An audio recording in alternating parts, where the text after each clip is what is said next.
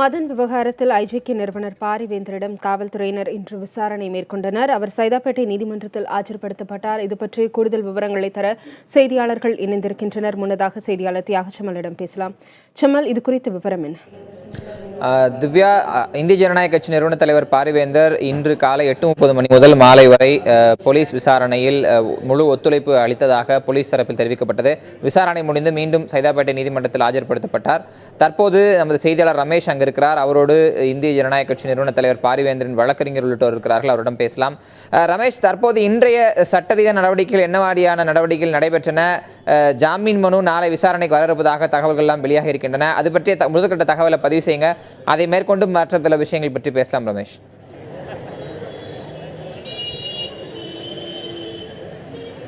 செம்மல், இந்த வழக்கறிஞர் இது குறித்து பேசுவதற்காக வழக்கறிஞர் வெங்கடேசன் நம்மிடம் இருக்காங்க, கூட பேசலாம். சார், தற்பொழுது நீதிமன்றத்தில் நடந்த நடவடிக்கைகள் குறித்து விரிவாக சொல்லுங்கள். அதாவது 16வது மெட்ரோபாலிட்டன் மேஜிஸ்ட்ரேட் முன்பாக நேற்று போலீஸ் கேட்டிருந்தாங்க. 5 நாள் எங்களுக்கு காவல் வேண்டும், வேந்தர் 5 நாள் காவலில் எடுத்து விசாரிக்கணும்னு கேட்டிருந்தாங்க. அது மூத்த வழக்கறிஞர் திரு பி குமார் அவர்கள் ஆஜராகி வாதிட்டதன் பேரில் இது சில காரணங்களை சொல்லியிருந்தார். அவ்வளோ தேவையே இல்லை, கஸ்டடி தேவையே இல்லைன்னு சொல்லி வாதிட்டார். அதன் பேரில் கடைசியாக ஒரே ஒரு நாள் மாத்திரம் போலீஸ் கஸ்டடி கொடுத்துருந்தாங்க.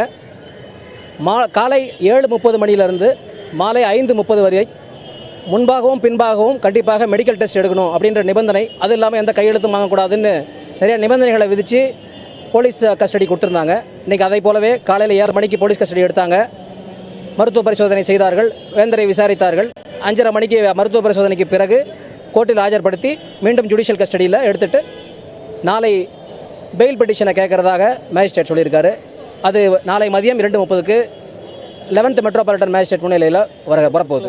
இன்றைக்கு அரசு தரப்பில் என்ன பேசினாங்க சார்? அரசு தரப்பில் இன்றைக்கி என்ன மாதிரியான கேள்விகள் கேட்கப்பட்டது? அரசு தரப்பில் இன்றைக்கி எதுவும் சொல்லலை, எந்த எக்ஸ்டென்ஷனும் கேட்கல. 5:30க்கு ஆஜர்படுத்திட்டு எக்ஸ்டென்ஷன் எதுவுமே கேட்கவும் இல்லை. ஆஸ் யூஷுவல் ஃபார்மாலிட்டி ஜுடிஷியல் கஸ்டடிக்கு ஆர்டர் பண்ணியிருக்காரு, அதுக்கு போயிருக்காங்க.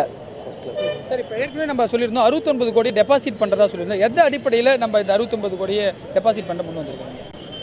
அதாவது எந்த விதமான பணத்தையும் எந்த பெற்றோரிடத்திலும் தான் வாங்கவில்லை என்பதை உறுதியாக ஆரம்பம் முதல்ல எப்பவுமே சொல்லிகிட்டே இருக்காரு. அப்படி பணத்தை வாங்கலை அப்படிங்கிறத கண்டிப்பாக உறுதியாக சொல்லிட்டு without prejudice to the contentions, without prejudice to அவர் ரைட்ஸ், எங்களுடைய ப்ரொட்டஸ்டின் பேரில் 69 கோடி ரூபாயை காப்புத் தொகையாக, அதாவது டெபாசிட்டாக கொடுப்பதற்கு ஒத்துழைக்கிறார்கள்.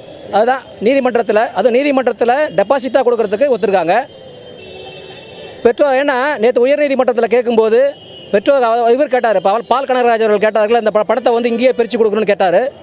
அதற்கு உயர்நீதிமன்ற நீதிபதிகள், அதாவது பெஞ்சு நீதியரசர்கள் நாகமுத்து மற்றும் பாரதிதாசன் அவர்கள் முன்னிலையில் சொன்னார்.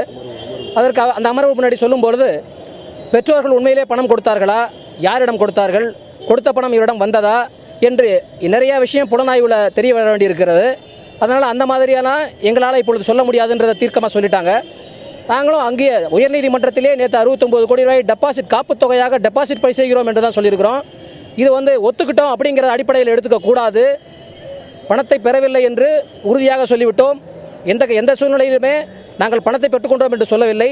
காப்புத் தொகையாக டெபாசிட்டுக்காக டு ப்ரூவ் அவர் இன்னசென்ஸ், அதை கேஸில் கண்டிப்பாக ப்ரூவ் பண்ணுவோம் அப்படின்னு சொல்லியிருக்கிறோம். இன்றைக்கு போலீஸ் விசாரணை 12 மணி நேரம் நடந்திருக்குது. என்ன மாதிரியான கேள்விகள் கேட்டார்கள், அதை பற்றி உங்களுக்கு தெரியும்? அதாவது போலீஸ் புதுசாக எதுவும் கேட்டதாக எனக்கு தெரியவில்லை. ஏன்னா 10 நிமிடம் மட்டும்தான் வழக்கறிஞர் சந்திக்க வேண்டும் என்று சொன்னார்கள். அதனால் நம்ம கூட இருந்து அதை பார்க்கல, ப்ரொசீடிங்ஸை பார்க்கல. ஏன்னா 5 மணி நேரத்துக்கு ஒரு தடவை 10 நிமிஷம் மாத்திரம் தான் வழக்கறிஞர் சென்று சந்திக்க முடியும்னு ஒரு நிபந்தனையும் அதில் வச்சுருந்தாங்க. அந்த நிபந்தனைப்படி போய் எப்படி சாப்பிட்டீங்களா, என்ன பண்ணீங்க, என்ன சொன்னீங்கன்றதை மட்டும்தான் கேட்க முடிஞ்சுது. ஆனால் அதன் பிறகாக என்ன தெரிய வந்ததுன்னா, புதியதாக எதுவும் கேட்டதாக தெரிய வரவில்லை. அன்றைக்கு என்ன கேள்விகள் எல்லாம் கேட்டாங்களோ கிட்டத்தட்ட அதே தான் கேட்டிருக்காங்க. அந்த மாதிரியான நடவடிக்கைகள் தான், புதிதாக எந்த விதமான தகவல்களும் கொடுத்த மாதிரி தெரியவில்லை. நாளைக்கு ஜாமீன் மனு வர இருக்கிறது, நீங்கள் என்ன மாதிரியான வாதங்களை முன்வைக்க இருக்கிறீங்க சார்? அது நாளை வர இருக்கிறது. அந்த ஜாமீன் மனு வரும்போது வேந்தரை ஜாமீனில் எடுப்பதற்கு உண்மை என்ன என்பதை, எங்களுடைய தரப்பு வாதத்தை நாங்களும் எங்களுடைய மூத்த வழக்கறிஞர்களும் கண்டிப்பாக எடுத்து வைப்பார்கள். நல்லதொரு தீர்ப்பு வரும் என்று எதிர்பார்க்கிறோம். நீங்கள் வேந்தர் வரும்போது பார்த்தீங்க, அவர் எந்த மாதிரி இருக்காரு? இப்போ அடுத்த கட்ட நடவடிக்கை என்ன? வேந்தர் அதே போல தான் இருக்கார், அதே உறுதியோடு இருக்கிறார். கண்டிப்பாக உண்மையை நிரூபிப்பதில் அவர் உறுதியாக இருக்கிறார். நாங்கள் அதை டெபாசிட் செய்கிறத வந்து எங்களுடைய இன்னசென்ஸை ப்ரூவ் பண்ணணும் அப்படிங்கிற அடிப்படையில் வித்தவுட் ப்ரொடெஸ்ட்ங்கிறதுனால தான் கொடுத்துருக்கோங்கிறதுலையும் அவர் மிகவும் தெளிவாக இருக்கிறார். நான் பணத்தை பெறவில்லை, அப்படி பெற்றிருக்கின்ற பட்சத்திலே நான் அதை அப்பொழுதே கொடுத்து நாங்கள் முடிச்சிருந்திருப்போம். ஆனால் நாங்கள் பணம் வாங்கலை அப்படிங்கிறத சொல்கிறதுக்கு எனக்கு நீதிமன்றம் தான் இப்போ உதவியாக இருக்க போகுது.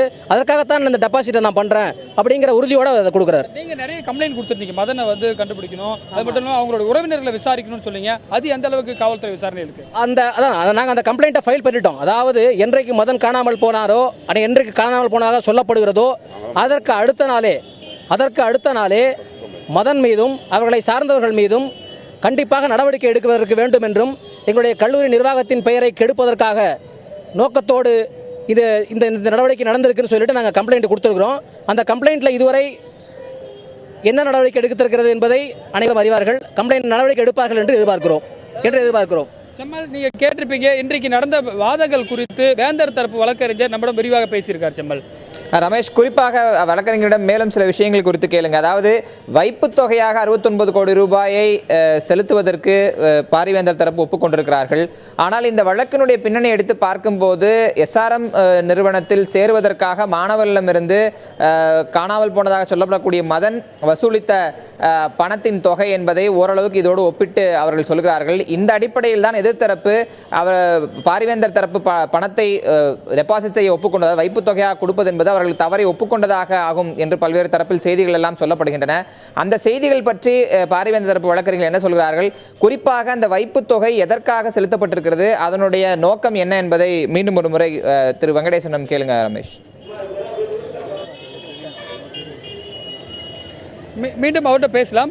சார், இப்போ இந்த 69 படி கொடுத்ததுனால அவர் வாங்கின படத்தை கொடுக்க முன் வந்துட்டாரு, நிறைய ஊடகங்களில் செய்தி வருது. அதை உங்கள் தரப்பு எப்படி பார்க்கிறது? முழுக்க தவறு. பணத்தை வாங்கி கொண்டதாக எந்த சூழ்நிலையிலும் எப்பொழுதும் நாங்கள் சொல்லவில்லை. இதை வைப்பு தொகையாக, காஷன் டெபாசிட்டாக கிரைம் நம்பர் 143/2016 கொடுப்பதாக சொல்லியிருக்கிறோம். இதன் மூலமாக என்ன சொல்ல வருகிறோம் என்றால், அது டெபாசிட் தானே ஒழிய கொடுப்பதற்கு ஒத்துக்கொண்டோம் என்று எடுத்துக்க கொள்ளக்கூடாது. இல்லை, எக்ஸாக்டா 69 crore அப்படின்றது அவங்க சொன்ன தொகைக்கு ஒத்து வருது அப்படின்னு சொல்லி கேள்வி எழுப்புறாங்களே சார். அது அந்த கிரைம் நம்பருக்கு உண்டான அமௌண்ட் அதுன்னு சொல்ல போகிறதுனால அதை ஜென்யூனிட்டியை ப்ரூவ் பண்ணுறதுக்காக சொல்லப்பட்ட அமௌண்ட், அது உண்மைத்தன்மையை ப்ரூவ் பண்ணுறதுக்காக சொல்லப்பட்ட அமௌண்ட். அது செம்மல், நீங்கள் கேட்டிருப்பீங்க, அதற்காகத்தான் அந்த 69 கோடியை டெபாசிட் செய்ய முன் வந்திருப்பதாக சொல்லியிருக்கிறார். நன்றி ரமேஷ், களத்திலிருந்து பல்வேறு செய்திகளை பகிர்ந்துட்டீங்க. நன்றி. திவ்யா, தற்போது இன்று இந்த காவல்துறை விசாரணை முடிந்து பாரிவேந்தர் நீதிமன்றத்தில் ஆஜர்படுத்தப்பட்டார். அதைத் தொடர்ந்து அவர் தரப்பு வழக்கறிஞர்கள் அளித்த விளக்கத்தை பார்த்தோம். மற்ற செய்திகளை பார்க்கலாம் உங்களிடம் திவ்யா.